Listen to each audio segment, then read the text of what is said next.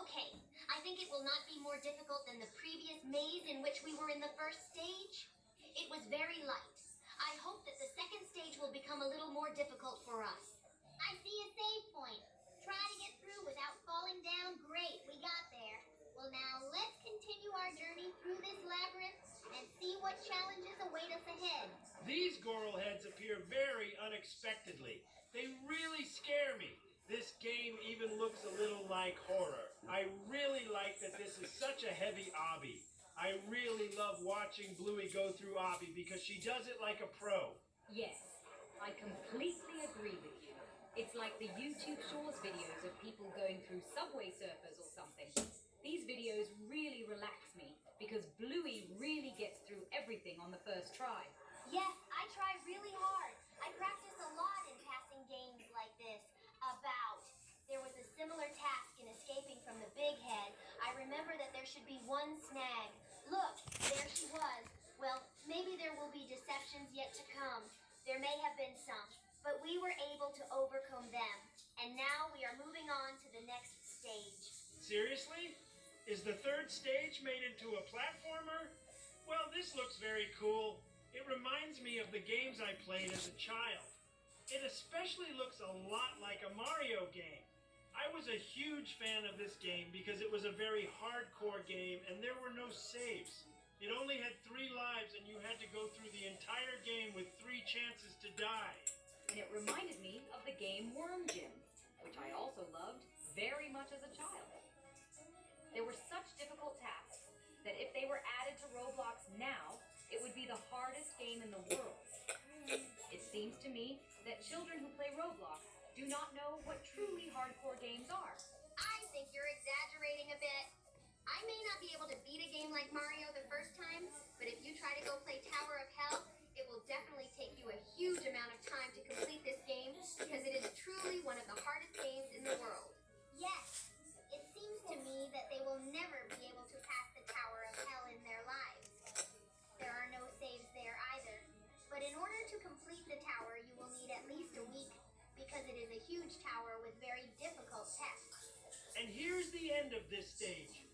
It's cool that Bluey managed to pass stage 3 on the first try. Maybe I'm in vain when I say that she won't be able to beat the games of my childhood the first time because this game was very similar in difficulty to Mario. Now let's concentrate on getting through this stage.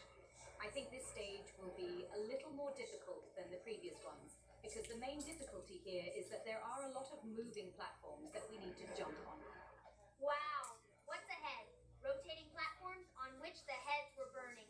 Well, this task is really very difficult, but I think that I will also be able to pass it the first time because I passed the obby, which were many times more difficult than this. Yes, those burning eyes on these gorillas really look pretty creepy.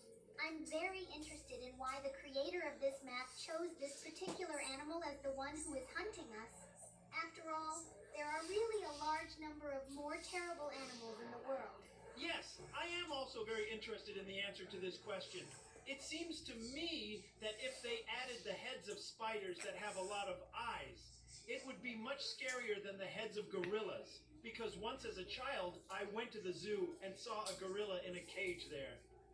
She didn't seem scary to me. She was rather cute because she ate bananas very funny and made faces. Yes, I would also like to see some creepier animal here. By the way, look, it's a huge rotating pyramid. I think this is the most difficult platform to overcome in this game, but Bluey handled it like a true professional. I had no doubt that she would be able to pass this. Now we move on to the next stage. Wow, look, here the task is very similar to the energy drink race like in Barry's Prison Break. Well, this test is much more interesting because there are many more obstacles. And here they play very epic music in the background, to which you really want to imagine as if you are a character from some anime and are running at very fast speed, overcoming all your opponents. It's good that these gorillas don't jump when we jump over them. Otherwise, this task would be much more difficult. But nevertheless, Bluey manages to complete the task very skillfully, and she really passed all these stages the first time.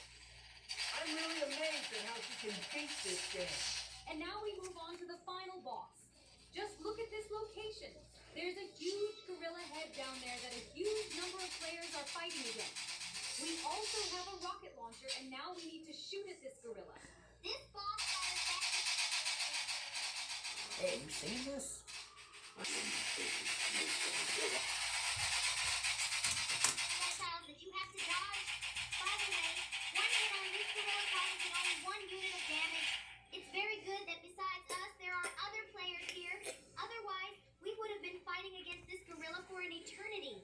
Well, let's not stop shooting at her and try to defeat her. It's not in vain that it took us so long to get to this location through all the stages. I hope that we will manage not to die even once during this final boss fight, because we haven't died even once before getting here.